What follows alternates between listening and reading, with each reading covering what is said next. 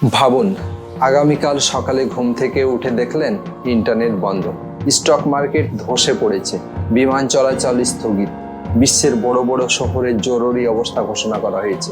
টেলিভিশনের পর্দায় ভেসে উঠছে একটাই খবর, একাধিক পরাশক্তি সরাসরি যুদ্ধে জড়িয়ে পড়েছে। শুনতে কি কোনো হলিউড সিনেমার গল্প মনে হচ্ছে?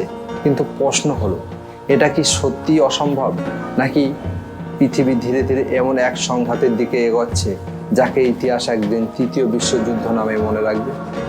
আজকের ভিডিওতে আমরা জানব বর্তমানে বিশ্বের কোন ঘটনাগুলো বিশেষজ্ঞদের উদ্বিগ্ন করছে, কেন অনেকেই মনে করছেন বিশ্ব আগের চেয়ে বেশি অস্থিতিশীল, আর সবচেয়ে গুরুত্বপূর্ণ প্রশ্ন, তৃতীয় বিশ্বযুদ্ধ কি সত্যি আসছে, নাকি এটি শুধুই মানুষের ভয়?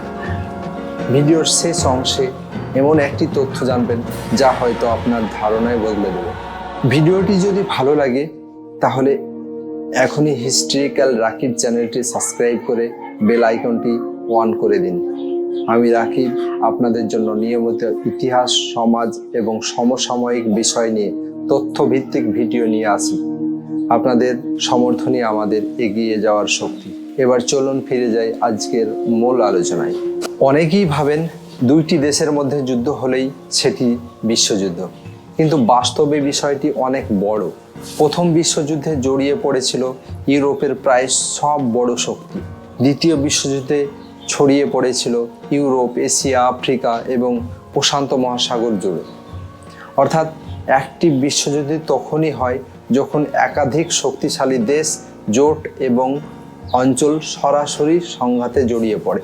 আর আজকের পৃথিবীতে এমন সংঘাত হলে তার প্রভাব পড়বে পৃথিবীর প্রতিটি মানুষের জীবনে, আপনি যেখানেই থাকুন না কেন। কারণ বর্তমান পৃথিবী একসঙ্গে একাধিক বড় সংকটের মুখোমুখি।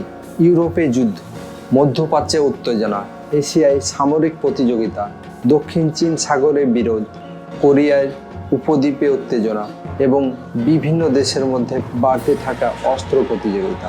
একটি সংঘাত শেষ হওয়ার আগেই আর একটা শুরু হচ্ছে। বিশ্ব রাজনীতির বিশ্লেষকরা বলছেন পৃথিবী এখন এমন এক সময় পার করছে যেখানে ভুল সিদ্ধান্তের মূল্য হতে পারে ভয়াবহ।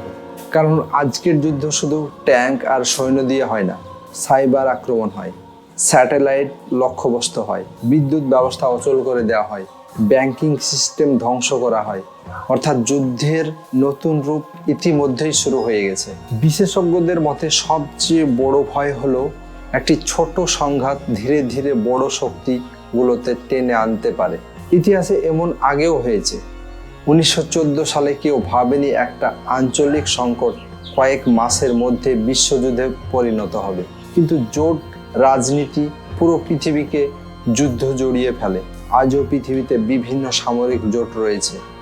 যদি কোনো বড় শক্তি সরাসরি আক্রান্ত হয় তাহলে তাদের মিত্ররাও জড়িয়ে পড়তে পারে, আর সেখান থেকেই পরিস্থিতি নিয়ন্ত্রণের বাইরে চলে যেতে পারে।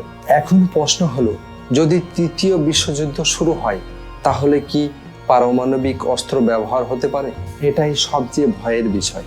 আজ পৃথিবীতে এমন অস্ত্র রয়েছে যা কয়েক মিনিটের মধ্যে লক্ষ লক্ষ মানুষের জীবন শেষ করে দিতে পারে। একটি বড় পারমাণবিক সংঘাত শুধু যুদ্ধক্ষেত্রই ধ্বংস করে না, কৃষি উৎপাদন কমে যেতে পারে, খাদ্য সংকট দেখা দিতে পারে, বৈশ্বিক অর্থনীতি ভেঙে পড়তে পারে, এমনকি বিজ্ঞানীরা পারমাণবিক শীতের মতো পরিস্থিতিও আশঙ্কা করেন। অর্থাৎ যুদ্ধের প্রবাহ যুদ্ধক্ষেত্রের বাইরেও ছড়িয়ে পড়বে। এখানেই আসে সবচেয়ে গুরুত্বপূর্ণ বিষয়। বেশিরভাগ আন্তর্জাতিক বিশেষজ্ঞ মনে করেন বর্তমানে উত্তেজনা বাড়লেও কোনো বড় শক্তি সরাসরি বিশ্বযুদ্ধ চায় না।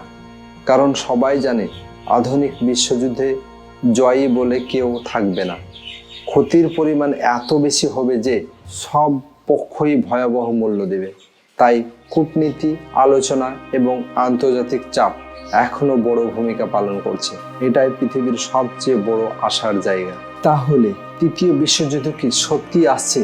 সত্যি কথা হলো কেউ নিশ্চিতভাবে জানে না, কিন্তু একটি বিষয় নিশ্চিত, পৃথিবী এখন এমন এক সময় পার করছে যেখানে একটি ভুল সিদ্ধান্ত, একটা ভুল হিসাব অথবা একটা ছোট্ট সংঘাতও বড় সংকটের জন্ম দিতে পারে। ইতিহাস আমাদের শিখিয়েছে বড় যুদ্ধ হঠাৎ করে শুরু হয় না, তার আগে থাকে উত্তেজনা, অবিশ্বাস, অস্ত্র প্রতিযোগিতা এবং রাজনৈতিক সংঘাত। প্রশ্ন হলো, মানবজাতি কি ইতিহাস থেকে শিক্ষা নিয়েছে, নাকি আমরা আবারও একই ভুলের দিকে এগিয়ে যাচ্ছি? আপনার কি মনে হয়, তৃতীয় বিশ্বযুদ্ধ ঝুঁকি কি সত্যি বাড়ছে, নাকি পৃথিবীর শেষ পর্যন্ত কূটনীতির পথেই সমাধান খুঁজে নেবে?